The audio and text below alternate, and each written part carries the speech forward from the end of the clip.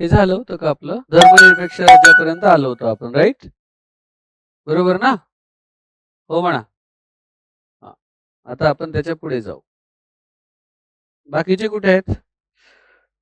सर्वांना हनुमान जयंतीच्या शुभेच्छा. मंदिरात जाऊन आले की नाही? वेळच नाही म्हणा तुम्हाला.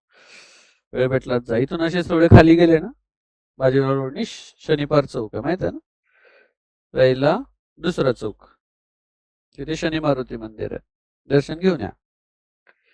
मी जाऊन आलो सकाळीच. ते कुठे गेले? झोपाळू आले नाहीत का? ते तिघ चौघ ते झोपाळू. हा, फिजिकल आहे आज? अरे वा, ठीक आहे.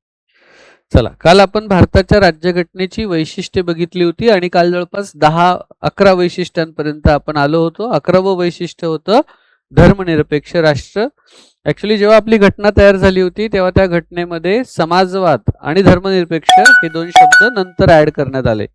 म्हणजेच काय, 42व्या घटना दुरुस्ती जी की 1976 मध्ये झाली होती. तुम्हाला असाही प्रश्न येतो परीक्षेमध्ये की खालीलपैकी कोणती घटना दुरुस्ती ही मिनी कॉन्स्टिट्यूशन आहे? हे वापस तर काय म्हणायचं, 42वी घटना दुरुस्ती जी आहे त्याला मिनी कॉन्स्टिट्यूशन असं म्हणतात. कुठली घटना दुरुस्ती? 42वी. आणि या 42व्या घटना दुरुस्तीनुसार आपण धर्मनिरपेक्ष राष्ट्र स्वीकारलेलं आहे. धर्मनिरपेक्ष राष्ट्र जेव्हा आपण स्वीकारतो तेव्हा आपल्याला विचार करावा लागतो कलम 25 ते कलम 28, ज्यामध्ये धार्मिक स्वातंत्र्याचा हक्क सांगितलेला आहे. काय आहे तो डिटेलमध्ये आपण प्रत्येक कलमामध्ये जेव्हा जाऊ तेव्हा बघू. पण इन शॉर्ट जर तुम्हाला सांगायचं झालं तर भारतामध्ये राहून आपण कोणताही धर्म स्वीकारू शकतो, कोणत्याही धर्माचं आचरण करू शकतो, कोणत्याही धर्माचा प्रचार प्रसार करू शकतो. म्हणून केरळमध्ये जर तुम्ही गेले, गोव्यामध्ये गेले तर तिथे तुम्हाला ख्रिस्ती मिशनरी दिसतात जे ख्रिश्चन धर्माचा प्रसार करतात. बरोबर ना? तुम्ही नॉर्थमध्ये गेले तर हिंदू धर्मीय लोक हिंदू धर्माचा प्रचार करताना दिसतात. बरोबर ना? तुम्ही जर इकडे गेले सेवन सिस्टरकडे तर तिथे बौद्ध धर्माचा प्रचार प्रसार करताना लोक आपल्याला दिसतात. बरोबर ना?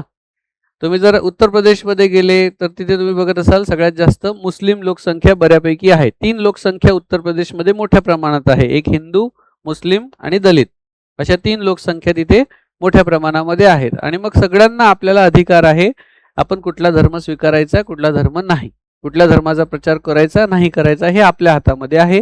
ते धार्मिक स्वातंत्र्याचा हक्क आहे.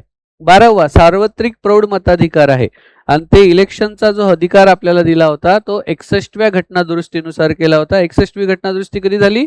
1988. त्यानुसार वयोमर्यादा 21 वरून 18 केली. राजीव गांधीचा कालखंड होता हा, लक्षात घ्या. बरोबर. 84ला इंदिरा गांधीची हत्या झाली, त्यानंतर अचानक राजीव गांधीच्या गळ्यामध्ये पंतप्रधान पदाची माळ पडली आणि तेव्हा त्यांनी काही गोष्टी केल्या. त्यातली एक गोष्ट ही आहे की मतदानाचा अधिकार काय आहे? 21 वरून 18 वर्ष. त्यांनी डिजिटल इंडिया पण केले, डिजिटल क्रांती. आज जे तुमच्या हातात 4G 5G दिसतंय ना ते राजीव गांधीमुळे आहे, लक्षात घ्या. त्याचबरोबर त्यांनी पक्षांतर बंदी विधेयक आणलं होतं 1985 मध्ये. पक्षांतर बंदी विधेयक म्हणजे काय प्रतिभा? समजा तू काँग्रेसतर्फे निवडून आली आणि नंतर तुला असं वाटलं की मला या पक्षात नाही राहायचं, तू आमदार झाली आणि तू बीजेपी पक्षामध्ये गेली तर 85च्या आधी काय होतं, तुझं आमदारकी शाबूत राहायची. म्हणजे निवडून यायचं काँग्रेसच्या तिकिटावर आणि लगेच दुसऱ्या दिवशी पलटी मारायची कुठे? बीजेपीमध्ये, तर तू बीजेपीचे आमदार राहायची. पण 1985 मध्ये घटना पक्षांतर बंदी विधेयक राजीव गांधींनी पारित करून घेतलं, ज्यामध्ये समजा तू काँग्रेसच्या तिकिटावर निवडून आली आणि नंतर तुम्ही एका दुसरा पक्ष जॉईन केला, बीजेपी किंवा राष्ट्रवादी कुठलाही जॉईन केला, तर तुमची आमदारकी पहिली चालली जाईल. ती आमदारकी काय होईल? रद्द होईल. मग तिथे काय लागेल? पोटनिवडणूक लागेल. तुला परत निवडून यावं लागेल ज्या पक्षामध्ये तू गेली असेल त्या पक्षाच्या तिकिटावर. हे एक महत्वाचं आहे, सार्वत्रिक प्रौढ मताधिकार. आता हा भाग वेगळा की आपल्याला मतदानाचा अधिकार आहे नाही आहे. आता SIR आलेला आहे, माहिती आहे ना तुम्हाला? SIR, पश्चिम बंगालमध्ये इलेक्शन आहे. SIR चा लॉंग फॉर्म काय? म्हणू नका सर आहे ते. SIR म्हणजे काय? त्यासाठी BLO ची नेमणूक करण्यात येते. BLO चा लॉंग फॉर्म काय? तुम्हाला सरळ सेवा परीक्षेमध्ये याचे लॉंग फॉर्म विचारतात, लक्षात घ्या बरं का. तुम्हाला विचारतात लॉंग फॉर्म, लक्षात येते ना, मग विचारतात बरं का. आणि तुम्ही जर लॉंग फॉर्म चुकवले की झाला तुमचा कार्यक्रम. जसा एक प्रश्न आला होता सरळ सेवेच्या परीक्षेमध्ये पोलीस भरती आर्मीला, भीमचा लॉंग फॉर्म सांगा. भीम UPI ऍप आहे ना, ते माहित आहे की नाही? भारत इंटरफेस फॉर मनी, त्याचा लॉंग फॉर्म आहे. भीम ऍप वापरतो आपण. तुम्ही भीम कमी वापरता, फोन पे गुगल पे वगैरे वापरता ना. गव्हर्नमेंटचं प्रॉपर भीम आहे, याचा लॉंग फॉर्म विचारला होता. आधार कार्डचा लॉंग फॉर्म विचारतात. झाला कार्यक्रम आपला. आपल्याला वाटते आधारच मोठा आहे, तसं नाही आहे. तुम्हाला माहित आहे नंदुरबार जिल्ह्यामध्ये रंजना सोनवणे या बाईला 2006 मध्ये पहिलं आधार कार्ड देण्यात आलं होतं. कोणाच्या हस्ते? सोनिया गांधीच्या हस्ते. कुठे? नंदुरबार जिल्ह्यामध्ये. देशातलं पहिलं आधार कार्ड. आधार कार्डची सुरुवात कधी झाली? 2006 मध्ये झाली. जेव्हा याची सुरुवात झाली तेव्हा विरोधी पक्ष होता बीजेपी, बोगस आहे आधार कार्ड, काही चांगलं नसते, लोकांची प्रायव्हसी धोक्यात येते. आणि जेव्हा हे सत्तेमध्ये येतात 2014 मध्ये, हे प्रत्येक ठिकाणी म्हणतात आधार कंपल्सरी, आधार कंपल्सरी. बरोबर आहे की नाही? जेव्हा जीएसटी यांनी आणला होता, हे बोगस आहे जीएसटी, वॅट आणला होता, सेन वॅट आणला होता, मोड वॅट आणला होता, हे बोगस आहे, बोगस आहे. जेव्हा हे सत्तेत येतात सगळ्या ठिकाणी जीएसटी लागू करतात. कळतंय ना? म्हणजे तुमचं ते प्रेम आणि आमचं ते लफडं थोडक्यात. ना तुमचा तो सोन्या, आमचा तो सोन्या आणि तुमचा तो बाब्या, असं आहे ते. त्यामुळे हे गरजेचं आहे. ही घटनादुरुस्ती तुम्हाला अधिकार दिलाय. भलेही तुमचं नाव मतदार यादीतून वगळणं सुरू आहे. एखाद्याचं मतदार यादीत नाव असलं पण तो मतदान एकाला करतो, जाते भलत्यालाच. पण मेन काय आहे? तुमचा अधिकार आहे, तुम्ही मतदानाला गेलं पाहिजे. तरुण पिढी मतदानाला जात नाही. तुम्ही जा. भलेही तुम्हाला एकही कॅन्डिडेट चांगला नाही वाटला तर नोटाला बटन दाबा. नोटा म्हणजे काय?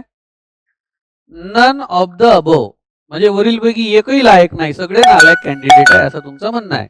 म्हणून नोटाला मत द्यायचे, पण द्यायचे. मतदानाला जायला पाहिजे. तुम्ही मतदान करता? किती लोकांनी मतदान केलंय आतापर्यंत? हात वर करा. किती लोकांनी मतदान केलंय आतापर्यंत? एक. Very good. मतदान करा. 18 वर्ष पूर्ण आहे तुम्ही की नाहीये का? अच्छा, ज्यांचं 18 वर्ष पूर्ण आहे त्यांचं मतदार यादीत नाव नोंदवून घ्या आणि मतदान करायला जात जा. समजतंय ना? नाही तर तुम्हाला अधिकार नाहीये सरकारला शिवीगाळ करायचा. सरकारला नावं ठेवायचा तुम्हाला अधिकार नाही. रस्ते चांगले नाही, वीज चांगले नाही, पाणी चांगले नाही. जेव्हा तुला हातात तुझ्या वोटिंगचा अधिकार होता तेव्हा तू गेला का नाही, असं लोक विचारतात. बरोबर ना? मतदान करायला जा भाऊ पुढे. आहे मतदान कार्ड आहे? काढून घ्या. मतदान कार्ड आहे का? काढून घ्या ना तुमचं. मतदान कार्ड काढून घ्या, काही नाही लागत त्याला. एकेरी नागरिकत्व आहे भारतामध्ये. किती आहे? एकेरी. अमेरिकेमध्ये दुहेरी आहे. दुहेरी म्हणजे काय? अमेरिकेचं एक नागरिकत्व वेगळं आणि सॅन फ्रान्सिस्कोचं वेगळं, न्यूयॉर्कचं वेगळं, न्यू जर्सीचं वेगळं, वॉशिंग्टनचं वेगळं. सगळ्यांचं काय आहे? वेगवेगळं असतं. आपल्याकडे तसं नाही. आपल्याकडे एकेरी नागरिकत्व आहे. नंतर स्वतंत्र संस्था आहेत आपल्याकडे. कोणत्या स्वतंत्र संस्था आहेत आपल्याकडे? पहिलं निवडणूक आयोग. भारतात सगळ्यात पॉवरफुल माणूस कोण आहे सध्या? तर मिस्टर ज्ञानेश कुमार. माहित आहे का ज्ञानेश कुमार कोण आहे? निवडणूक आयोगाचा अध्यक्ष आहे तो सध्या. तो जिकडे म्हणेन तिकडे मतदान जाते, विषय संपला. त्याला जे वाटते तो करतोय ज्ञानेश कुमार. नंतर भारताचा महालेखा परीक्षक म्हणजे CAG, controller and auditor general, याच्याकडे सरकारचा हिशोब कितो बसतो सगळं गव्हर्नमेंटचा. त्यानंतर केंद्रीय लोकसेवा आयोग म्हणजे UPSC, union public service commission. त्यानंतर राज्य लोकसेवा आयोग म्हणजे राज्याचे स्टेट पब्लिक सर्व्हिस कमिशन, जसं एमपीएससी आहे, महाराष्ट्र पब्लिक सर्व्हिस कमिशन. केरळचं केरळ पब्लिक सर्व्हिस कमिशन, गुजरातचं जीपीएससी, बिहारचं बीपीएससी, झारखंडचं झेडपीएससी, असं असतं. बरोबर. आणीबाणी विषयक तरतुदी आहेत आपल्याकडे. 3 आणीबाणी आहेत आपल्याकडे. कलम 352, 356 आणि 360. 352 म्हणजे काय? राष्ट्रीय आणीबाणी. जेव्हा राष्ट्रीय आणीबाणी 2 प्रकारे लागू शकते. एक, देशामध्ये संकट आलेलं आहे पण बाहेरून आलेलं आहे, म्हणजे एखादी वॉर सदृश्य परिस्थिती आहे. बरोबर. किंवा एखादं नॅचरल क्लायमेट आलेली आहे, किंवा कोरोना सारखी परिस्थिती आहे. ती एक प्रकारची आणीबाणीच होती. मग सरकारच्या हातामध्ये असतं आणीबाणी लावणे. कशी लावली सरकारने 2020 मध्ये आणीबाणी? भाई और बहनों, मुझे सिर्फ 50 दिन दीजिए, मैं सब ठीक कर दूंगा. बरोबर ना? नोटबंदीच्या वेळेस एक प्रकारे आणीबाणीच होती, ती फक्त अघोषित होती. पण कोरोनामध्ये तुम्ही बाहेर निघा बरं, फटके देत होते की नाही पोलीस? मास्क नका लावू, फटके देत होते की नाही? देत होती की नाही? होतं म्हणा. ज्यांनी खाल्ला त्याला माहित आहे. आणि आम्ही पुण्यातून कसे पळून गेलो गावाला आमचं आम्हाला माहित. 4 ठिकाणी चेकिंग होत होती. बरोबर. निघाले पुण्याच्या बाहेर चेकपोस्ट, मग नगरमध्ये, मग औरंगाबादमध्ये, मग जालना, जसं जसं पुढे जाऊ प्रत्येक जिल्ह्यात चेकिंग होती. मग घरी गेलो. घरी गेल्यावर घरचे बोलत नव्हते बरोबर, का तर पुण्याहून आला.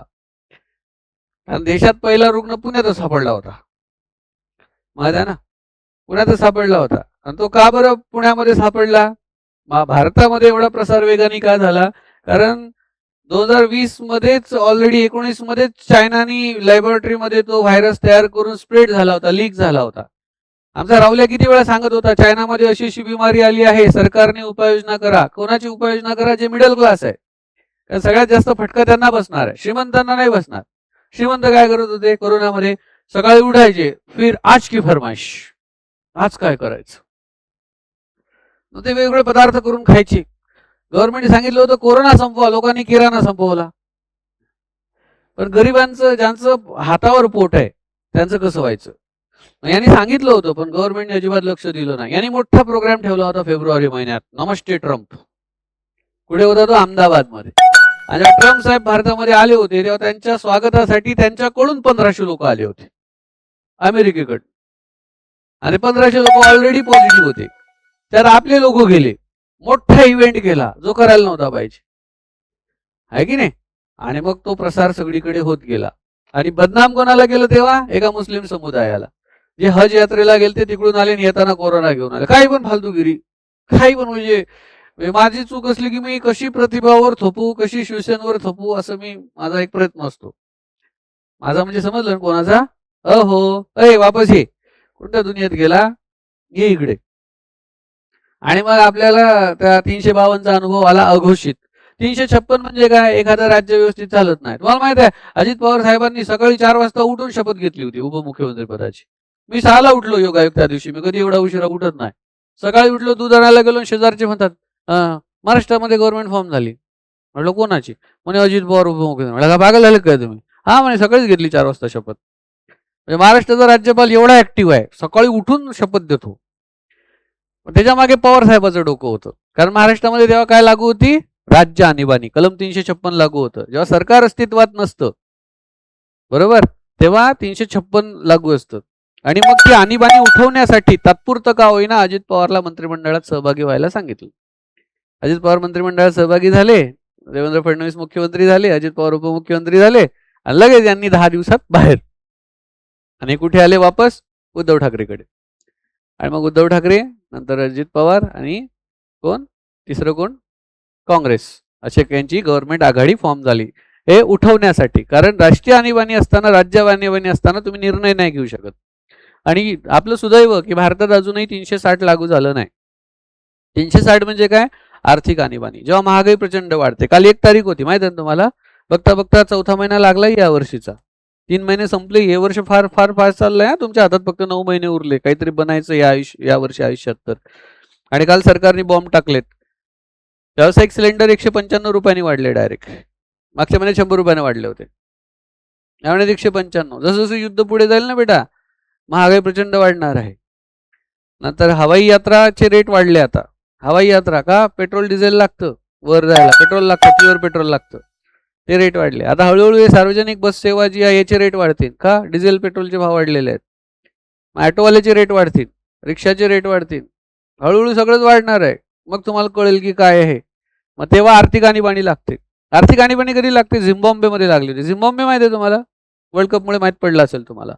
पण आफ्रिका खंडातले असे काही देश आहेत, झिम्बाब्वे, झांबिया, युगांडा, नायजेरिया, दक्षिण आफ्रिका, हे आफ्रिका खंडातले देश आहे. गरीब आहे बिचारे. क्युबा, घाना. झिम्बाब्वेमध्ये रॉबर्ट मुगांबेचं सरकार होतं. प्रतिभा 40 वर्ष तो राष्ट्रपती होता. मोनोपॉली होती त्याची, तोच निवडून यायचा. जसं उत्तर कोरियामध्ये मतदान घेतात आवाजी पद्धतीने. किम जोंग हुन याच्या विरोधात कोण उभं राहीन? हात वर खरा. एखादा हात वर नसतो, कारण हात दिसला की त्याचा हातच तोडतात. मग प्रश्न येतो, किम जोंग उन हे राष्ट्रपती पदासाठी उमेदवार आहे, कोण सपोर्ट करते? सगळ्यांचे हात वर. पहिले किम जोंग उन करतो आणि तो पाहतो कोणाचा नाही आहे फक्त सगळे हात वर करतात. राष्ट्रवादी काँग्रेस फुटल्यानंतर शरद पवारला विचारलं होतं का 2 पक्ष झाले, आता तुमचं कसं? आता पुढे तुमचा स्टार प्रचारक कोण? कारण तुमचा माणूस तो दुसरीकडे गेला, अजित पवार. राष्ट्रवादी काँग्रेसचा आश्वासक चेहरा कोणता? लगेच शरद पवार साहेब म्हणतात शरद पवार. त्या माणसाकडनं शिकण्यासारखं आहे. ज्या वयात लोक काही काम नाही करू शकत त्या वयात तो माणूस सकाळी उठून कामाला लागतो. माहित आहे? कॅन्सर झालाय. जगातला एकमेव असा म्हणजे संघर्ष योद्धा आहे तो, की तो जेव्हा त्यांना कॅन्सर डिटेक्ट झाला तेव्हा मुंबईमध्ये यंग डॉक्टर होते, डॉक्टरची टीम काम करत होती त्यांच्यावर. मग सगळे गेले. मग एक दिवस यंग डॉक्टर तुमच्यासारखा म्हणतो, साहेब एक गोष्ट सांगू का? म्हणे सांगा. तुमचे काही महत्वाचे काम असतील तर करून घ्या. म्हणे का? हे सगळे मोठे डॉक्टर खोटं सांगताय, तुमच्याकडे जास्त वेळ नाही, तुम्ही हार्डली 6 महिने जगसा, तुमची लास्ट स्टेज आहे. 16 वर्षापूर्वीची गोष्ट आहे. किती वर्षापूर्वीची? तेव्हा छोटीशी गाठ झाली होती. शरद पवार पेपर वाचत होते. पवार म्हणतात लावतं का शर्यत? मी एवढ्या लवकर जात नसतो म्हणे. तो म्हणे अहो साहेब, कॉन्फिडन्स असणं चांगली गोष्ट आहे, पण तो खरंच शेवटच्या स्टेजमध्ये, त्याचा उपायच नाही म्हणे. पवार साहेब काय म्हणतात, लाव म्हणे शर्यत, एक वेळेस तू पुढे जाशील, मी नाही जात म्हणे, मी थांबणार आहे. योगायोग तो डॉक्टर गेला, भविष्यात एक आजार झाला त्याला. पवार साहेब आजही आहे. एक गाठ होते, कॅन्सर म्हणजे काय, एक छोटीशी गाठ, ती फुटते, त्याच्या 2 गाठी होतात, 2च्या फुटतात, त्याच्या 4 होतात, 4 फुटतात, त्याच्या 6 होतात. Carcinogenic factors. कॅन्सर मीन्स काय, अनकंट्रोल ग्रोथ ऑफ ट्युमर्स, गाठीची वाढ, अनियंत्रित वाढ. आणि मग हळूहळू हे सगळं सडतं. हे सगळं सडलंय, हे नवीन लावतात. इथून ते बोलताना असं सगळं लाळ गळते, रुमाल असते, फक्त ज्यूस पितात, ते जेवू नाही शकत. तरी तो माणूस काम करतो. Will power. काय काम आहे? आता तर त्याच्यावर सगळ्यात मोठा आघात झाला. सगळ्यात मोठा आघात शरद पवारवर कोणता झाला असेल तर 28 जानेवारीला, बरोबर ना? कारण त्यांचा वजीरच गेला, सगळ्यात महत्वाचा कामाचा माणूस गेला. त्यामुळे त्यातून ते सावरतात. म्हणजे समोरच्या ज्यांनी कोणी हे कांड केलं असेल, त्यांनी सगळ्यात मोठी चूक केली आयुष्यातली, त्यांनी हे नव्हतं करायला पाहिजे. तुमचं काय मत आहे? बॉस जिंदा आहे, अभी अभी बॉस देखो कैसी कैसी फिल्डिंग करता है, कळत नाही. शरद पवार साहेब म्हणतात मला बरं वाटत नाही, तेव्हा समजायचं त्यांना बरं वाटते. जे तेव्हा म्हणतात मला बरं वाटतं, तेव्हा समजायचं की पवार साहेब म्हणतात की आम्ही या इलेक्शनमध्ये एवढ्या जागा जिंकणार, तेव्हा समजायचं एवढ्या नाही जिंकत. ते जे बोलतात ना, ते त्यांचा अंदाज कोणालाच येत नाही.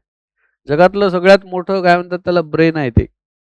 America, Washington, New Jersey, Cambridge, Howard, सगळ्या युनिव्हर्सिटीनी सांगितलेलं आहे, पवार साहेब जेव्हा जातील तेव्हा आम्हाला त्यांचा ब्रेन द्या, आम्हाला अभ्यास करायचा आहे. 25 वर्षापूर्वी जर एखादा कार्यकर्ता भेटला आणि तो आज भेटला 25 वर्षानंतर, डायरेक्ट पवार साहेब डायरेक्ट नाव घेऊन सांगतात, हे नाव आहे ना तुझं. काय मेमरी आहे त्या माणसाला. बाकी राजकीय मतभेद असतील तो भाग वेगळा, पण हे आपण मान्य करायला पाहिजे, आहे की नाही? तुम्ही तर तरुण पिढी आहे, त्यामुळे तुम्ही तर खूप मोठं त्यातून शिकायला पाहिजे. जेव्हा केव्हा मला असं वाटतं की आपण थकलोय किंवा काय, मी पवार साहेबांना आठवतो, त्याला ये इंसान ये उमर में काम कर रहा है, चला आपण काय थकायचं, समजते की नाही? त्यामुळे तुम्ही तरुण मुलं लक्षात घ्या, पोलीस भरती, आर्मी भरती तयारी करताना हात दुखताना, पाय दुखताना, कंबर दुखते, कमरीत लात घाला तुमच्या, बिलकुल बरोबर ना?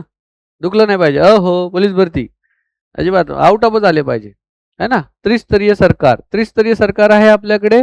हो आहे, त्रिस्तरीय केंद्र सरकार आहे, राज्य सरकार आहे आणि स्थानिक स्वराज्य संस्था आहे, लोकल सेल्फ गव्हर्नमेंट आहे. 73वी घटनादुरुस्ती 1952 नुसार नवीन भाग 9 आणि परिशिष्ट 11 जोडण्यात आलेला आहे. 74वी घटनादुरुस्ती सगळ्यात महत्वाची आहे, कारण 74वी घटनादुरुस्ती कशाच्या संदर्भात आहे? स्थानिक स्वराज्य संस्थेच्या संदर्भात आहे. नंतर सहकारी संस्था आहे आपल्याकडे, माहिती आहे ना? 97वी घटनादुरुस्ती. हे विचारतात तुम्हाला, महाराष्ट्र का बरं पाहिजे सेंट्रल गव्हर्नमेंटला ताब्यामध्ये? कारण महाराष्ट्रामध्ये सगळ्यात जास्त रेव्हेन्यू आहे. आणि महाराष्ट्र कोणाच्या ताब्यात आहे? पहिल्यापासून काँग्रेस राष्ट्रवादीच्या ताब्यात आहे. मग त्याला जर आपल्या ताब्यात घ्यायचं असेल तर काय करावं लागेल? काँग्रेस राष्ट्रवादीच्याच ताब्यात महाराष्ट्र का आहे? कारण सहकारी संस्था जेवढ्या आहेत त्या यांच्या आहेत. सहकारी साखर कारखाने, सहकारी दुग्ध विकास संस्था, सहकारी कापड संस्था, सहकारी पतसंस्था, सगळ्या या लोकांच्या आहेत. आणि सहकारी संस्था म्हणजे काय? सहकाराचं एकच तत्व आहे, विना सहकार नाही उद्धार, एक सभासद एक मत. समजा आपल्याला एक बिझनेस उभा करायचा आहे आणि 1 लाख रुपये लागतात, यांनी 10,000 टाकले, यांनी 20 टाकले, यांनी 25 टाकले, यांनी 5,000 टाकले, तुम्ही कितीही टाका तरी तुमचा शेअर इक्वल आहे. किती आहे? इक्वल. हे सहकार्याचं वैशिष्ट्य आहे. म्हणून यांना पाडण्यासाठी देशात पहिल्यांदा सहकार खातं वेगळं निर्माण केलं 5 वर्षापूर्वी. आणि देशाचा एक पहिला सहकार मंत्री कोण? मिस्टर अमित शहा. कोण आहे देशाचे पहिले सहकार मंत्री? अमित शहा. कारण त्यांनी आता नवीन सहकारी कायदे आणले आणि मग महाराष्ट्रातल्या सहकारी संस्थांवर काय केलं? कंट्रोल आणलं. आता हे सगळं त्यांच्या ताब्यामध्ये गेले. 97वी घटना. सहकार खूप गरजेचं आहे. रिलायन्स का बरं उभी आहे? मोठ्या मोठ्या कंपन्या का उभ्या आहेत? काय होतं धीरूभाईकडे जेव्हा मुंबईमध्ये आले होते? काहीच पैसे नव्हते त्यांच्याकडे. त्यांनी काय केलं? शेअर वाटले, की मी कंपनी उभी करतो, जो काही प्रॉफिट होईल शेअर. बरोबर ना? शेअर जर केला तर आवडेल ना. समजा मी एक कंपनी टाकली, मी तुम्हाला पगारावर ठेवलं. पुष्पा पाहिला ना? पुष्पा काय म्हणतो? 1 लाख रुपये नाही पाहिजे, मग 4% का पार्टनर. ऍक्च्युली 4% म्हणजे त्याचे 40,000 होते. मग हे म्हणता येडा आहे का तू? 40,000 का तुम्ही 1 लाख द्यायला तयार आहे ना? नाही म्हणे, मला 4%च पाहिजे. पण तो काय झाला मग? पार्टनर झाला. रिलायन्समध्ये सगळे जे शेअर्स होल्डर आहेत ते रिलायन्सचे पार्टनर आहेत. आणि बिझनेसचा एक रूल असतो, मराठी माणसाला बिझनेस येत नाही असं म्हणतात. का म्हणतात? कारण बिझनेसचा एक रूल आहे, प्रॉफिट मध्ये सुद्धा शेअरिंग असते आणि लॉस मध्ये सुद्धा शेअरिंग असते. मराठी माणसाला हे नाही आवडत, है ना. समजा प्रॉफिट झाला, प्रत्येकाला 1-1 लाख रुपये आले, एक नंबर, let's go party tonight on the dance floor. पण जर लॉस झाला 10 लाख रुपये आणि प्रत्येकाला 1-1 लाख भरायचे आहे, लगेच आपण म्हणतो तुझ्यामुळे झाला लॉस, मी तुला सांगत होतो असं करू नको, तू सांगितलं हा मी नाही 1 लाख रुपये, संपली, डुबली कंपनी. हे हिंदी लोकांना येतं. सचिन अतकरे सरांचा एकही मराठी मित्र नाही. माझे सगळे मित्र राठी, अग्रवाल, गोयंका, शर्माजी, दुबेजी, चौबेजी हेच आहेत. मराठी दोस्ती नाही भाई मेरे को, सगळे तेच आहेत. ते किती छान असतात. माझा एक अग्रवाल नावाचा मित्र आहे. मला एक अडचण आली, म्हटलं मित्र 5,000 पाहिजे. हेच एक वानखेडे नावाचा मित्र आहे, त्याला म्हटलं मित्र मला 5,000 पाहिजे. त्यांनी 5 नाही 10 दिले. कोणी? वानखेडे. मित्रा पुढच्या महिन्यात देतो. अरे दे रे, आरामात दे, काही अडचण नाही, अजून लागले तर सांग. कोण? मराठी मित्र. अग्रवालला म्हटलं मित्र 5,000 पाहिजे. अरे यार, पैसा तो मेरे पास रहता नहीं, सब पापा संभालते हैं बिजनेस का सब, मैं पापा से लेता हूँ हर महीने मेरे खर्चे के लिए. लेकिन क्या हुआ, क्यों चाहिए 5,000 तेरे को? आशीष टेंशन मत ले, मैं हूं. 5,000 तो नहीं दे सकता तेरे को, लेकिन 5,000 कैसे कमाना है मैं ये बताता हूं. आणि तो आयडिया देतो मला. 5,000ची व्यवस्था होऊन जाते. 2 उद्दिष्ट साध्य झाले. एक, मित्र मैत्रीमध्ये व्यवहार केले, व्यवहार खराब होतात. वानखेडे काय म्हणतो, 5 नाही 10 घे, 2 महिन्यान दे, मी 6 महिनेही देत नाही, शेवटी संबंध खराब झाले. याच्याकडनं घेतले का पैसे? नाही, त्यामुळे संबंध खराब व्हायचा प्रश्नच नाही. प्लस त्यांनी मला आयडिया दिली कि 5,000 कैसे कमाते हैं मैं बताता हूं तेरे को. कितने कप चाहिए तुझे आज शाम तक? तो शाम तक ये कर सकता है, इससे 5 बन सकते, इससे 5 बन सकते हैं. और चाहिए 10 बनाने का आइडिया दो, जुगाड़ दो तेरे को, जुगाड़. मारवाडी लोक. आपला मराठी माणूस घेणारे किती पाहिजे, राहू देणार आहे का, तू का पळून जाणार आहे, आपलाच आहे. असं करत करत अतकरे सरांनी 18 लाख रुपये बुडीत खात्यात घातले. अतकरे सरांनी. मित्र नातेवाईक यांना वाटत बसलो, जे मला परत आले नाहीत. हेच जर मी मारवाडी सारखा वागलो असतो तर 1 रुपया आता मला मागा बरं तुम्ही पैसे. मी त्याला असं मोबाईल घेऊन दाखवतो, हे बघ मेरे अकाउंट में इतने हैं, लेकिन मैं नहीं दूंगा भाई. किती पाहिजे? 5. तू माझ्याकडे ये, मी तुला जीव घालतो, खाऊ घालतो, 5,000चे तुला कपडे घेऊन देतो, पण 5,000 देत नाही. ते सोडून माग भाऊ. तेव्हा कुठे आपण पुढे जाऊ. सहकार. समजते ना. तुम्ही शिकून घ्या आयुष्यात.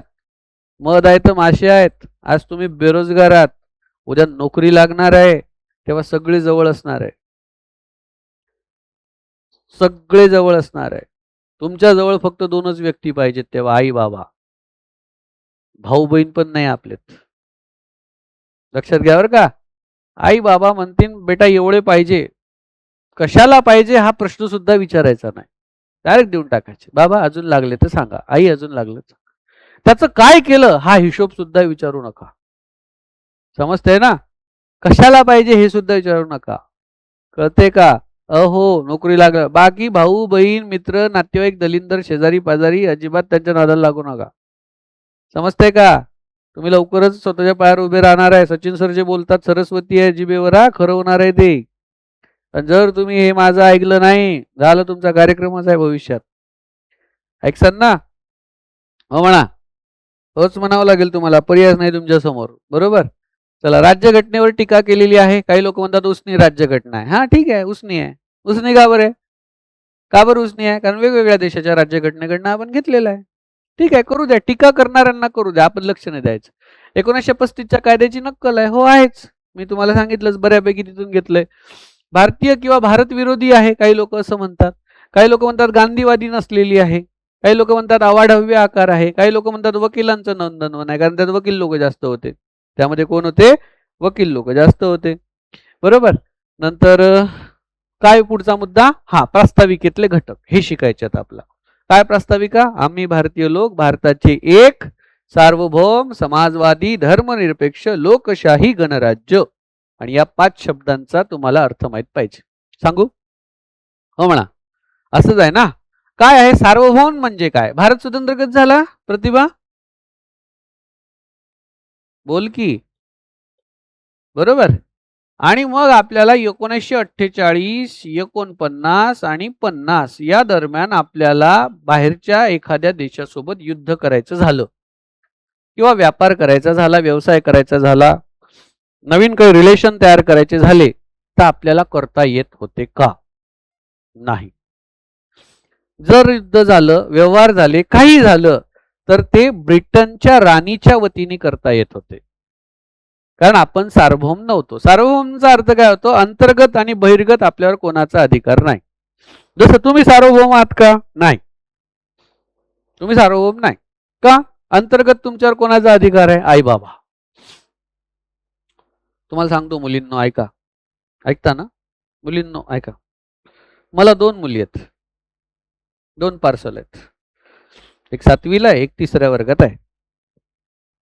त्यांना म्हटलं, बेटा, जोपर्यंत तुम्ही 12वी पर्यंत जात नाही, तोपर्यंत तुमच्या आयुष्याचे निर्णय मीच घेणार. काय घेणार? मीच घेणार. तुम्हाला काही करायचं झालं, बाबा, हे डोक्यात फिट करा. बाबाच ठरवतील काय करायचं 12वी पर्यंत. 12वी तुमची झाली, तुम्ही कॉलेजला गेले की तुमच्या आयुष्याचे निर्णय तुम्ही घ्या, पण बाबाला विचार.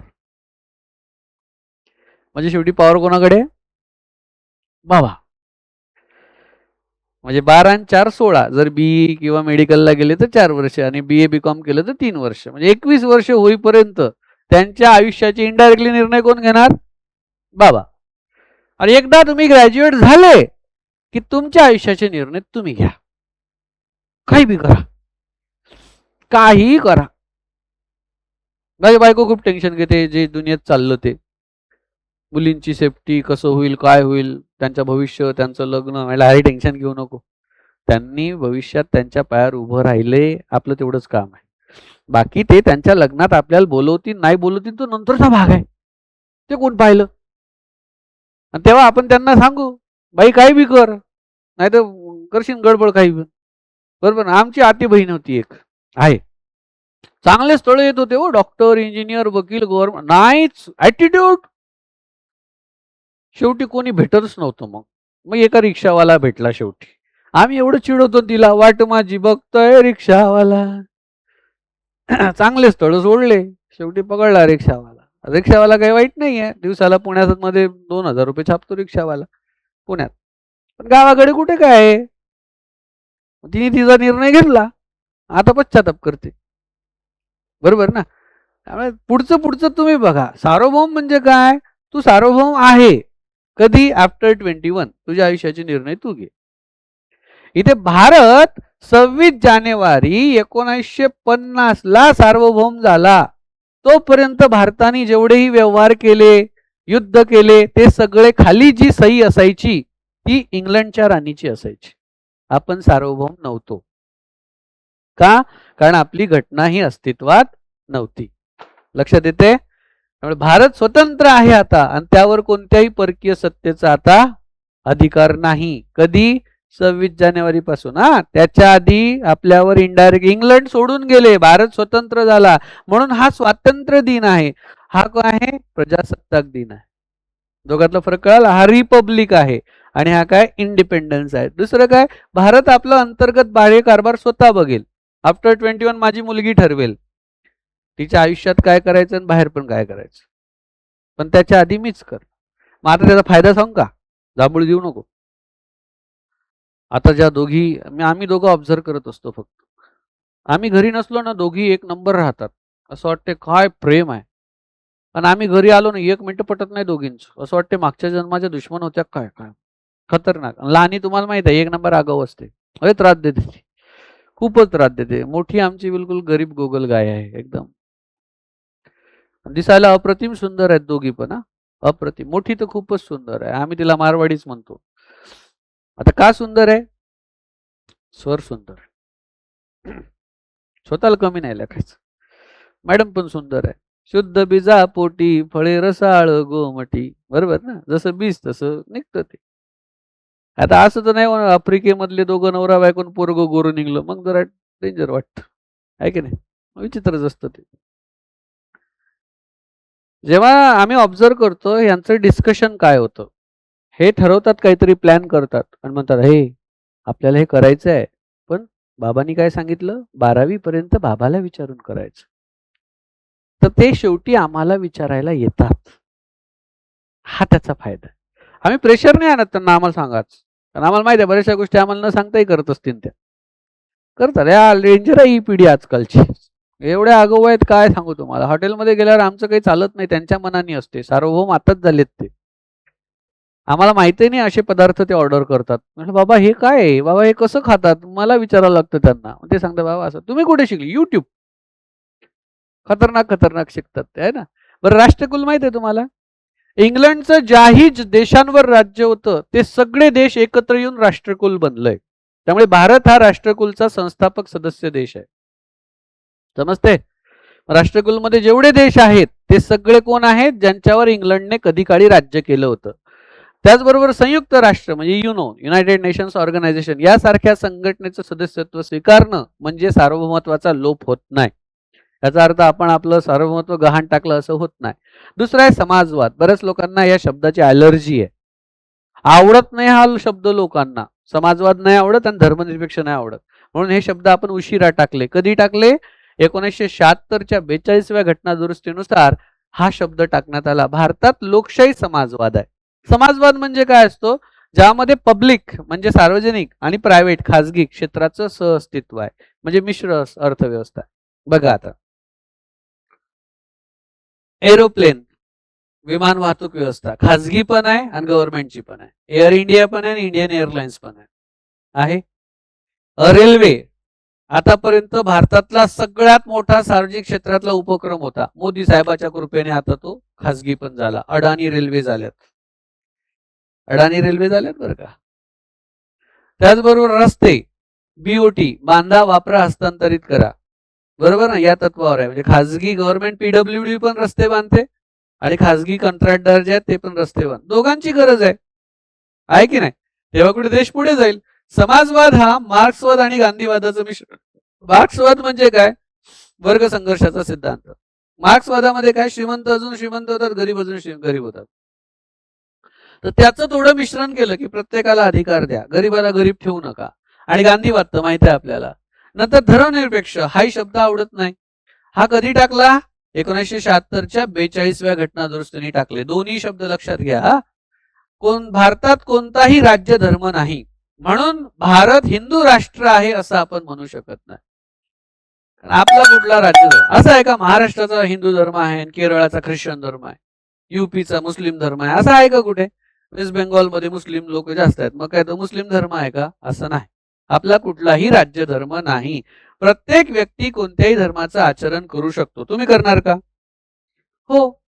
म्हणून बाबासाहेबांनी काय म्हटलं होतं? हिंदू म्हणून जन्माला आलो तरी हिंदू म्हणून मरणार नाही. हिंदू म्हणून बाबासाहेब कोणत्या धर्मामध्ये जन्माला आले होते? हिंदू. ते हिंदू महार होते. महार हे हिंदूमध्ये येणारीच जास्त आहे. नंतर त्यांनी बौद्ध धर्म स्वीकारला. बौद्ध हा धर्म आहे. काय आहे? जगातला शांतता प्रिय धर्म कुठला असेल तर बौद्ध धर्म. म्हणून सम्राट अशोकाने कलिंगचं युद्ध झाल्यानंतर बौद्ध धर्म स्वीकारला. लाखोंचा नरसंहार करणारा, जगामध्ये शांतता आणणारा तो धर्म आहे. बरोबर ना? तुम्ही कधी नेपाळला गेले? बुद्ध विहारात गेले कधी? गेले का? अरे तुम्ही कुठल्याही धर्मात जन्माला या, जे इतर धर्म आहे ना त्यांच्या प्रार्थना स्थळाला जायला पाहिजे. आज गुरुवार आहे का? आहे ना? आपल्याकडे गुरुवारी मंदिरात जातात. स्वामी समर्थ, साईबाबा, गजानन बाबा, बरोबर. गुरुवार आपल्यासाठी आहे. गुरुवारी मुस्लिम लोक सुद्धा दर्ग्यामध्ये जातात. आपल्याला शेवटी शुक्रवारीच जातात. गुरुवार सुद्धा त्यांच्यासाठी पवित्र असतो काही ठिकाणी. एकदा जाऊन तर बघा दर्ग्यावर, एकदा जाऊन बघा बुद्ध विहारामध्ये, एकदा चर्चमध्ये तर जाऊन बघा. आपल्यासारखं असतं का चर्चच्या बाहेर अगरबत्तीचं दुकान, फुलाचं दुकान, प्रसाद असलं काय नसतं. फक्त कॅन्डल असतं तिथे. कसं कॅन्डल ते बऱ्याच ठिकाणी नसतं सुद्धा. तुम्हीच घेऊन जा घरून आणि कॅन्डल लावतात. बायबल वाचलं? मी चुकीचा प्रश्न विचारला. गीता वाचली?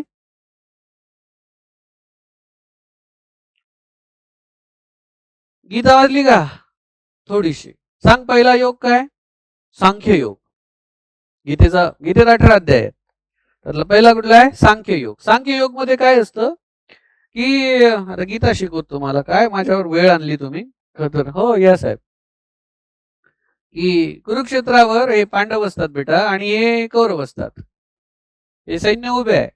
तेव्हा अर्जुन सारथ्याला म्हणतो कृष्णाला की माझा रथ दोन्ही सैन्याच्या काय कर मध्ये आणून ठेव, मला बघू दे की मला कोणासोबत लढायचंय. आणि मग जेव्हा तो इथे येतो तेव्हा तो बघतो की हे समोर सगळे आपले रिलेटिव्हच आहे. इथून तो मागे पलटून बघतो, म्हणतो अरे हे सुद्धा आपले रिलेटिव्ह आहे. आणि तो म्हणतो टाइम प्लीज. तो काय करतो? त्याच्या हातातले शस्त्र खाली ठेवतो आणि म्हणतो मला युद्ध लढायचं नाही. कृष्ण म्हणतो असं का? तर म्हणतो याचं कारण आहे, जर मी युद्ध लढलं यांना मारलं तर मला पाप लागेल, कारण हे माझे आपतेष्टच आहेत, आम्हाला पापाचं भागीदार व्हायचं नाही. मग कृष्ण उभे राहतात आणि टाइम प्लीज करतात, म्हणजे पॉज. आणि मग तिथून पहिला अध्याय सुरू होतो. आणि ते सांगतात तू जर नाही लढला तर हा काय समजदार माणूस आहे का समोरचा? तो उलट खुश होऊन जाईल. कोण? दुर्योधन. तो म्हणेल बरं झालं हा नाही आहे, आपण यांना आता इझी हरवू.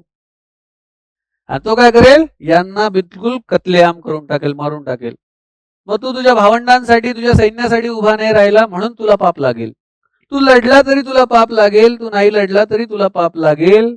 यासाठी गीतेचा पहिला सांख्ययोग सांगतो कर्तव्य महत्वाचं. आणि मग तिथून भगवद्गीता सुरू होते.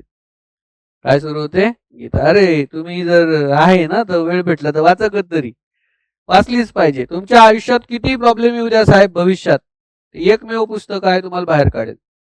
कुठल्याही धर्माचं एक पुस्तक वाचा. गीता बाहेर काढू शकते, कुराण बाहेर काढू शकते, बायबल बाहेर काढू शकते. तुम्हाला ते वाचता आलं पाहिजे. त्यामुळे प्रत्येक व्यक्ती, आपल्याला अधिकार आहे असं थोडी आहे की नाही वाचू शकत. कुठल्याही धर्माचं आचरण करण्यास मुक्त आहोत आपण. राज्य कोणत्याही व्यक्ती गटाच्या विरुद्ध धर्माच्या आधारावर भेदभाव करणार नाही. असं होतं का? वेस्ट बेंगॉलमध्ये हिंदूंवर अन्याय अत्याचार होतात असं आहे का? नाही. राज्याला तो अधिकारच नाही. केरळमध्ये ख्रिश्चन लोक जास्त आहे, मग काही हिंदू लोकांवर अन्याय अत्याचार होतो का? नाही, अजिबात नाही. तो भाग वेगळा. काही राज्याचे मुखिया नालायक असतात, ते कास्ट पाहून कारवाई करतात. असतात ना काही राज्याचे, पण त्यांना तसं करता यायला पाहिजे का? नाही. उदाहरणार्थ यूपी घ्या. यूपी मध्ये कोण आहे? बुलडोजर बाबा. ऐकलं का बुलडोजर बाबा? ऐकलं का बुलडोजर बाबा? चुकीचं करतो तो बुलडोजर बाबा.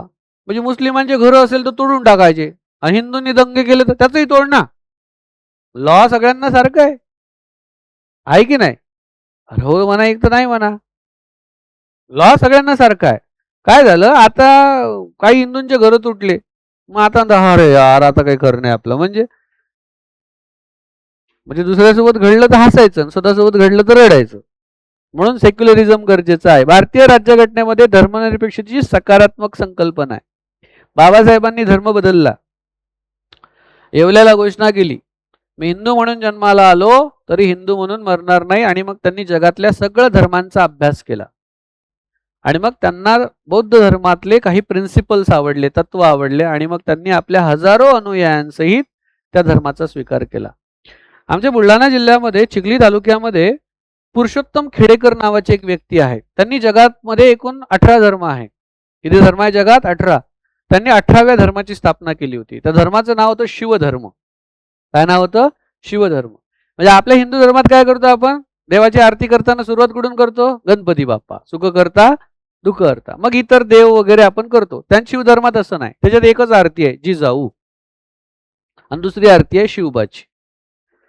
प्लस हे जे आपण हिंदू धर्मात करतो असे सोहळे वगैरे त्यात नव्हते. आणि जेव्हा पुरुषोत्तम खेडेकरांनी धर्मांतर केलं, नवीन धर्म निर्माण केला, तेव्हा लाखो लोक तेव्हा त्या बुलढाणा जिल्ह्यात जमा झाले होते सिंदखेड राजाला.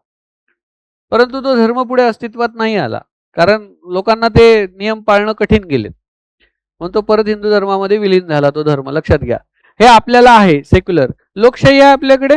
हो, कशी लोकशाही आपल्याकडे? संसदीय. आपण निवडून देतो, आणि निवडून आलेले लोक कसे आहेत? प्रतिनिधी आहेत आपले, MP आहेत, मेंबर ऑफ पार्लमेंट. बरं, आपल्याकडे 2 लोकशाही आहेत, सामाजिक आणि आर्थिक पण आहे. सामाजिक लोकशाहीचा अर्थ काय? तुम्ही इथे बसलेले आहात. आर्थिक लोकशाहीचा अर्थ तुम्ही इथे बसलेले आहात. बरोबर ना? काल मी बोललो होतो याच्यावर, आठवते का तुम्हाला? तुम्ही इथे का आहात? कारण असे विद्यार्थी असतात की ज्यांना शिकायची खूप इच्छा आहे पण घरच्यांची आर्थिक परिस्थिती नाही. मग अशा लोकांना मदत करण्यासाठी गव्हर्नमेंटनी ओपन समाजासाठी सारथी, एससी समाजासाठी बार्टी, आदिवासी समाजासाठी टार्टी, मातंग समाजासाठी आरटी, ओबीसी समाजासाठी महाज्योती, आणि जे कशातच येत नाही त्यांच्यासाठी अमृत, अशा स्कीम आणल्यात. आणि या स्कीमच्या माध्यमातून तुमच्यासाठी चांगले कोचिंग क्लासेस उपलब्ध करून दिले. तुमच्यासाठी दर महिन्याला काही फिक्स अमाऊंट दिली, ज्यातून तुमची रूम, तुमची मेस, इतर खर्च, तुम्ही 10,000 येतात ना, 6,000 तुमचं होतं, 4,000 उरतात तुमच्याकडे. उरायला पाहिजे. आता तुम्ही उरवता नाही उरत तो भाग वेगळा, बरोबर ना. आणि तुम्ही याच्या माध्यमातून स्वतःची प्रगती करायला पाहिजे. कारण एखाद्या गरीब कुटुंबातला एक व्यक्ती जरी गव्हर्नमेंटला लागला ना, तो इतर त्यांच्या नातेवाईकांमध्ये 100 लोकांना प्रेरित करतो आणि त्या घराचा सुद्धा विकास होतो. होतो की नाही? तुमच्या खानदानीमध्ये समजा कोणीच गव्हर्नमेंट सर्वंट नाही आणि तुम्ही जर झाले तर तुमचे जे आत्याचे, मामाचे, काकाचे, मावशीचे, बहिणीचे मुलं आहेत त्यांच्यासाठी तुम्ही रोल मॉडेल होता, आयडल होता. अरे तो दादा झाला यार, मग त्या दादाला भेटा, त्याचं मार्गदर्शन घ्या, ताईला भेटा, कोणती पुस्तकं वाचले, कसा अभ्यास केला, ताई गोळा कसा फेकला, लांब उडी कशी मारली दादा, विचारतील की नाही तुम्हाला? तुम्ही झाले तर. आणि जर नाही झाले तर ते आहेच रेडी शेण घालायला. टाइमपास केला त्यांनी, अभ्यास नाही केला त्यांनी. पुण्यात गेला पण सारस बागेत बसला, 1 नारळ 2 स्ट्रॉ घेऊन. ते म्हणतात बरं का, बरं हा यांनी असं काहीच केलं नाही, हा अभ्यासच करत होता, पण हा 1 मार्काने नापास झाला फक्त. लोक काय म्हणतील? त्यांनी झोपा काढल्या, त्यांनी टाइमपास केला, त्यांनी अभ्यास केला नाही. लक्षात घ्या, ते लोक म्हणजे दुसरे तिसरं कोण नाही, आपल्या घरातलेच असतात, है ना. त्यामुळे आपण सगळ्यांचं बोलणे सहन करू शकतो, घरच्यांचे नाही. तेव्हा आपण आतून तुटतो. तुटता ना तुम्ही? होतं म्हणा, होतं म्हणा. अशा वेळेस मग तुम्ही काही चुकीच्या मार्गाला लागू शकता, है ना. काही मित्र असतात, सल्ले जात, चल बैठेंगे. काही असतातच दुसरे, जाऊ दे, त्या घरचे बोगस आहेत, आणि घरच्यांबद्दल तुमचं मन भडकवतात. प्रेरणा तर कोण देत नाही, बरोबर ना. प्रेरणा कोण देत नसते बरं का. प्रेरणा फक्त तुमच्या समोर उभा असणारा माणूस देऊ शकतो तुम्हाला. तुम्हाला घेता आली पाहिजे फक्त, आहे की नाही. देणाऱ्याने देत जावे, घेणाऱ्याने घेत जावे. देता देता एक दिवस देणाऱ्याचे हातच घ्या. काही वाटतही नाही, हातच घ्यावे म्हणतात. घ्या ना बाबा, बरोबर. भारतात ही आहे, आर्थिक लोकशाही पण आहे. भारतीय लोकशाहीचं वैशिष्ट्य काय? इथे आपल्याकडे इलेक्शन होतात दर 5 वर्ष. हे लोकशाहीचं वैशिष्ट्य व्हायला पाहिजे. काही वर्षात इलेक्शन बंद होणार आहेत जर असंच गव्हर्नमेंट जर चालत राहिलं तर. तसंही काही फायदा नाहीये. बरोबर ना. काही फायदा आहे का? हळूहळू ते पण बंद होऊन जातील. बघा, आपण डिक्टेटरशिप कडे चाललो. सार्वत्रिक प्रौढ मतदान आहे आपल्याकडे, आहे ना. सार्वत्रिक प्रौढ म्हणजे काय? 18 वर्ष पूर्ण केलेला व्यक्ती ज्याचं मतदार यादीमध्ये नाव आहे तो मतदान करू शकतो. म्हणून तुम्हाला म्हटलं मतदान यादीमध्ये नाव नसेल तर टाकून घ्या. आपल्याकडे कायद्याचं राज्य आहे. भारत देश कुठल्या एका व्यक्तीच्या इच्छेखातर चालत नाही. भारत देश कायद्यानुसार चालतो आणि संविधान हे कायद्याचं सगळ्यात मोठं पुस्तक आहे. आपल्याकडे रूल ऑफ लॉ आहे, rule of some specific person नाही. उद्या मला असं वाटलं मी देशाचा प्राईम मिनिस्टर आणि मला असं वाटते पाकिस्तान मधलं लाहोर कराची घेऊन टाका, काय घेऊ? कशाला घेऊ? माझी जे आहे तेच मला सांभाळता सांभाळता नाकी नऊ येतात. माझ्या देशाचा विकास करताना नाकी नऊ आलंय मला, त्यांना घेऊन कुठे मी करू? काही लोकांच्या डोक्यात आहे सध्या हिंदुस्थान, अखंड हिंदुस्थान निर्माण. कशाला करता? राहू द्या त्यांना त्यांचं तिकडे. तुमचं काय मत आहे? अहो, आपलं जे आहे तेच तर करा, बरोबर. तुमचं काय मत आहे? अरे तुमचे मत मांडा रे तुम्ही. अहो, मत मांडा. मी बोलतोय ते पटतंय का तुम्हाला? माझी मुंबई छान करा, माझं नागपूर छान करा, माझ्या पुण्यातल्या समस्या सॉल्व्ह करा. तेच बस झालं. जेव्हा सगळं ओके होईल तेव्हा बघू. आता आपल्याकडे काय नाहीये, पेट्रोल डिझेल सध्या नाहीये. आपण बांगलादेशला देतोय, आपण श्रीलंकेला देतोय. अरे आपलेच प्रॉब्लेम आहेत ना. माझे वडील नेहमी म्हणायचे, मी जेव्हा तुमच्या वयात होतो ना, शिकायला होतो, तेव्हा वडील यायचे मला पैसे द्यायला. मग त्यांना मी बस स्टँडला सोडायला जायचो, आम्ही चर्चा करायचो. माझे वडील आणि मी मित्र, 100% मित्र. बाप बेटे आम्ही कधी राहिलोच नाही 8वी पासून. 8वीच्या आधी असेल मी त्यांचा मुलगा, पण 8वी नंतर ते मित्रासारखेच वागले. मग मी काय करायचो, असं कोणी भिकारी दिसले की असे खिशात हात घालायचो. माझे वडील म्हणायचे, तू कमवले?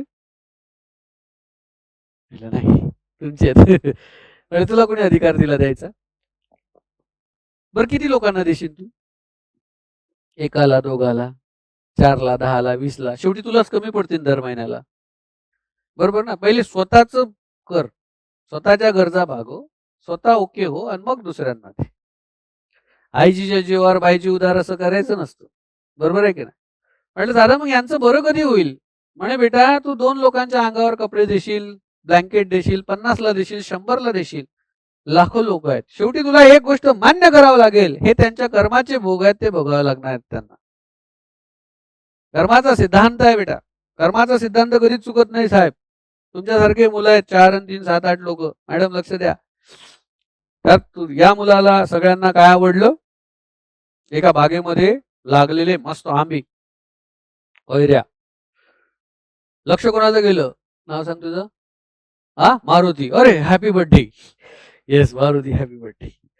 मारुतीचं नाही किंवा शिवसेन. शिवसेनचं लक्ष गेलं. शिवसेन गेला धावत पळत. तोडले ना. जसे तोडले माळी आला, माळीन पकडलं, फटके दिले. आला बघा कर्माचा सिद्धांत काय? कर्माचा सिद्धांत हाय. बघितलं कोणी? बघितलं कोणी? डोळ्याने. सुरुवात इथून झाली. सुरुवात इथून झाली. चालत कोण गेले? पाय. तोडले कोणी?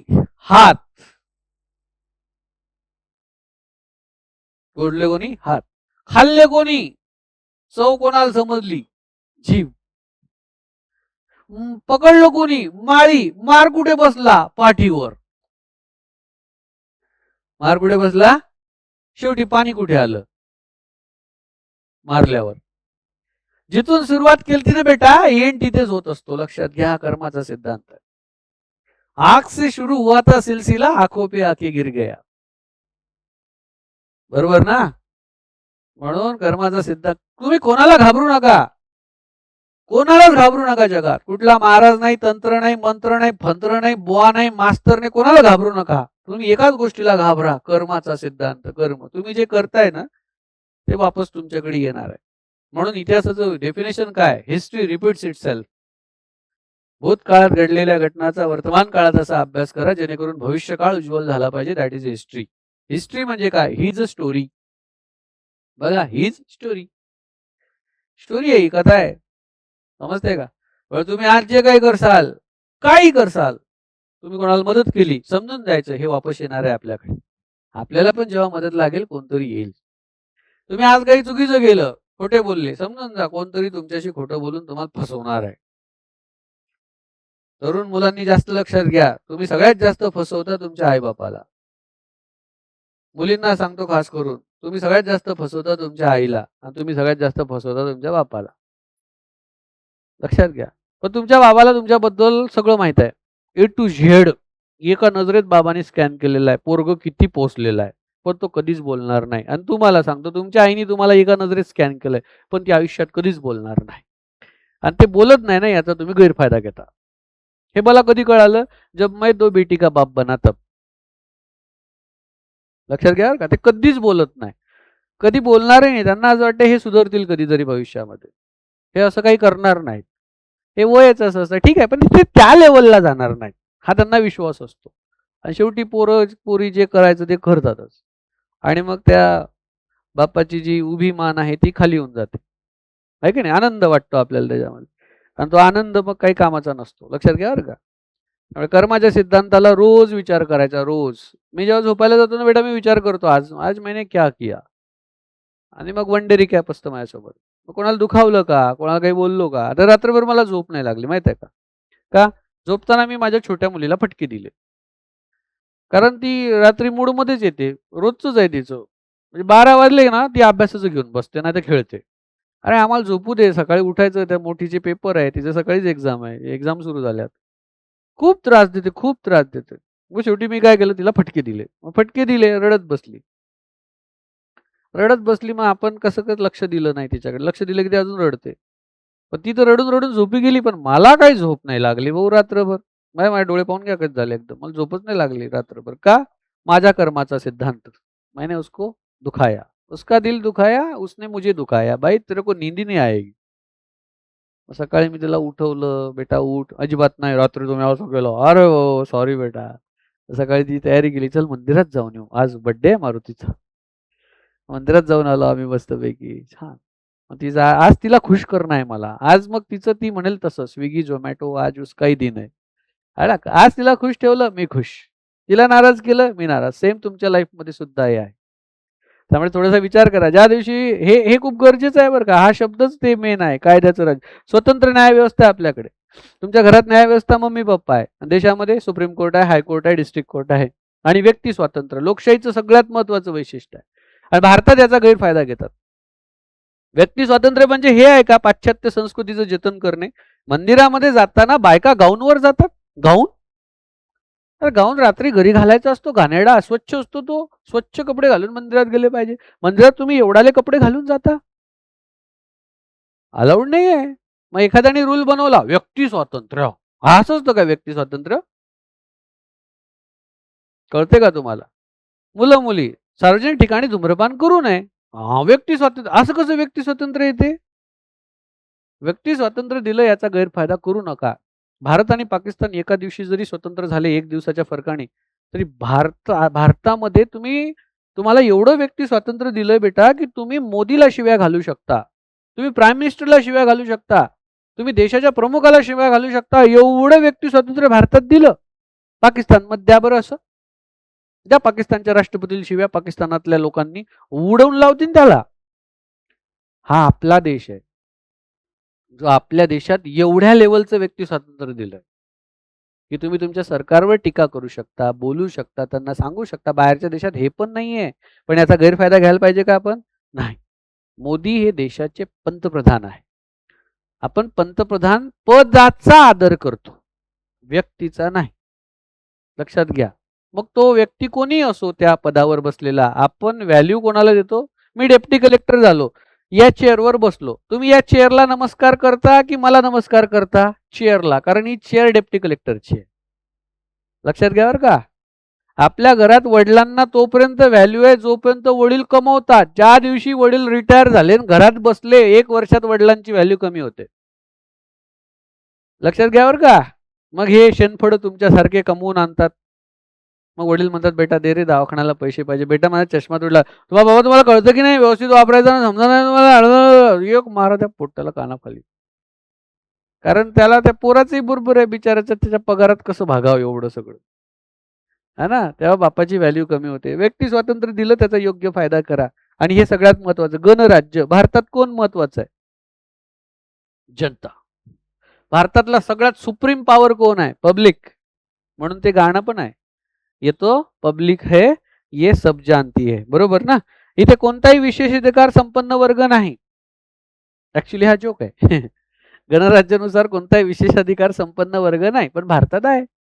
बघा ना, काही लोक काही विशेषाधिकार आहेत. विशेषाधिकार म्हणजे काय? श्रीमंत लोक आहे ना, आहे ना. भारतात श्रीमंत पण आहे, गरीब पण आहे. आणि मिडल क्लास तर सगळ्यात खतरनाक आहे.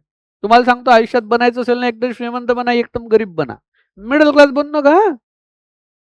सांगू का? हा मिडल क्लास आहे. उदाहरणार्थ, हा ताज मध्ये जाऊन 500 रुपयाची चहा घेऊ शकतो का? नाही. हा एकदम खालचा वर्ग आहे. हा 5 रुपयाची रोडवर झोपडपट्टीतली घाणेरड्या ठिकाणची चहा पितो, 5 वाला. मिडल क्लास वाला इकडे जाऊ शकतो का 5 रुपयात? नाही. तो ऍव्हरेज मध्ये जातो 10 रुपये. थोडीफार स्वच्छता, आपलं बजेट. मिडल क्लास वाला एकदम खालच्या सारखाही वागत नाही, एकदम वरच्या सारखाही वागत नाही. तो आयुष्यभर ऍडजस्टमेंट करतो. म्हणून एकदम वर बना, एकदम खाली बना. कुठे बनता? वर. वरच बना. नाही तर एकदम खाली बना, काही प्रॉब्लेम नाही त्या लोकांना. कोरोनामध्ये हे लोक मेले वरचे, माहित आहे ना तुम्हाला. वरचे मेले, मधले मेले, खालचे कुठे मेले? मी ज्या रोडला राहतो, शेगड रोडला, कितीतरी लोक आहेत जे बाहेरच्या राज्यातून आले, पाटे वरवंटे विकतात, झोपडीत राहतात. त्यांनी कधी मास्क लावला कोविडमध्ये? त्यांनी कोणतं सॅनिटायझर वापरलं? त्यांनी व्हॅक्सिन पण घेतल्या नाही, काहीच नाही. वो जिंदा आहे. आणि हे वरचे लोक, त्यांच्याकडे पैसा आहे, कोविड खलास. माझ्या क्षेत्रातले, मी अन अकॅडमीला काम करत होतो मित्रांनो, माझ्यासोबतचे 9 शिक्षक गेले हो. बरं 9चे 9 शिक्षक असे होते मित्रांनो, एवढा बायशेप होता त्यांचा, शुद्ध शाकाहारी, जिम लावायचे, दूध प्यायचे, कुठलं व्यसन ना काय ना, कोविड खलास. त्यांच्याकडे पैसा आहे ते गेले. आम्हाला पण कोविड झालता, मला माझ्या पत्नीला. माझे मित्र डॉक्टर होते. म्हटलं यार असं असं वाटतंय मला. म्हणे टेस्ट कर. म्हटलं टेस्ट केल्या, पॉझिटिव्ह आल्या. म्हटलं आता काय करू? म्हणे जगायचं की मरायचं? म्हटलं जगायचं. म्हणे मग दवाखान्यात अजिबात जाऊ नको, मी सांगतो तेवढं घरीच कर. दवाखान्यात गेला की तो कार्यक्रमच आहे म्हणे. बरोबर ना? कार्यक्रमच होता दवाखान्यात श्रीमंत लोकांचा. बघा ना, खूप मोठा कार्यक्रम होता. मग घरी राहून काय नाही. कोविड मध्ये एकच उपाय होता, खा, एक डोलो 650 गोळी घ्या, मेडिकलवर जनरली भेटते तापीची, आणि नुसतं झोपा, जेवढं झोपता येईल झोपा, बात खतम. हमने बहुत सोए उस वो 2-3 महीने. उठले की खा, झोपा, खा, झोपा, खा, झोपा, वी आर ओके. कळते का? ते बिचारे गेले आमच्या सोबतचे आणि डायरेक्ट पॅक होऊनच आले. ओपन पण नाही करू दिलं. माहिती आहे ना तुम्हाला? सगळ्यात मोठं स्कॅम होतं ते भारतात. त्याचे लिंक्स, लिव्हर्स काढले, लंग्स काढले, डोळे काढले, हार्ट काढले, किडन्या काढल्या, विकल्यात, माहितच नाही, कुछ पता नाही. परस्पर विल्हेवाट झाली त्याची, तोंडही नाही दाखवलं घरच्यांना शेवटी. माहिती आहे तुम्हाला? ते सगळ्यात मोठं स्कॅम होतं ते, सगळ्यात मोठं स्कॅम होतं. त्याच्यावर जर रिअल जर देवानी डॉक्युमेंटरी बनवली ना तर सांगेल काय काय केलं त्या पिरियडमध्ये. 5 रुपयाचा मास्क 50 रुपयाला दिला, दिला की नाही? 5 रुपये. 20 रुपयाची सॅनिटायझरची बॉटल येते जास्तीत जास्त, ती 200ला दिली. भाजीपाल्यावाल्यांनी 5 रुपयाची जुडी 50 रुपयाला विकली. मेडिकलवाले, भाजीपाल्यावाले कोरोना झाल्यानंतर फॉरेन फिरून आले, एवढा पैसा छापला त्यांनी. बरं हे पब्लिक सेक्टर मधले लोक, यांना नाही झालं. म्हणजे घरात बसून आहेत, जे 10 वेळा हात धुतात ते बिमार पडले. लक्ष येते ना? माहित तुम्हाला झालता का? नाही. तुम्ही लहान होते का तेव्हा? हां, 6 वर्षापूर्वी लहानच असाल, खेळत असाल तुम्ही गल्लीमध्ये इकडे-तिकडे, है ना? कोणत्याही विशेष ठिकाणी नाही. सार्वजनिक कार्यालय सर्वांना विनाभेद खुली आहेत. हो आहेत. बरोबर. राष्ट्रप्रमुख, राष्ट्रपती वंश परंपरेने नाही दिले जात, तर कशाने दिले जातात? ठराविक कालावधीसाठी. म्हणून गणराज्य आहे आपण. अमेरिकेत, इंग्लंडमध्ये असं नाहीये. गणराज्य कन्सेप्ट तिथे थोडी वेगळी आहे. तिथे वंश परंपरेने राणी आहे. राणी आणि मग तिचा तो प्रिन्स, उत्तराधिकारी असतात तिथे. पाहिलं ना? आपल्याकडे तसं आहे का राष्ट्रपती? आपल्याकडे दर 5 वर्षांनी राष्ट्रपती बदलतात. पहिले देशाचे राष्ट्रपती असत ते 2 प्रकारे असत, एक तर पुरुष किंवा महिला. पण 2014 नंतर देशाला नवीन कन्सेप्ट कळाली राष्ट्रपतीची, की राष्ट्रपतीची जात असते. काय असते? राष्ट्रपतीची जात असते, राष्ट्रपतीचा धर्म असतो, हे 14 नंतर कळायला लागलं. आणि मग पेपरमध्ये तुम्ही वाचता, देशाला पहिली आदिवासी महिला राष्ट्रपती मिळाली, देशाला पहिले दलित राष्ट्रपती मिळाले. पहिले असं नव्हतं, पहिले राष्ट्रपती मिळाले एवढंच होतं.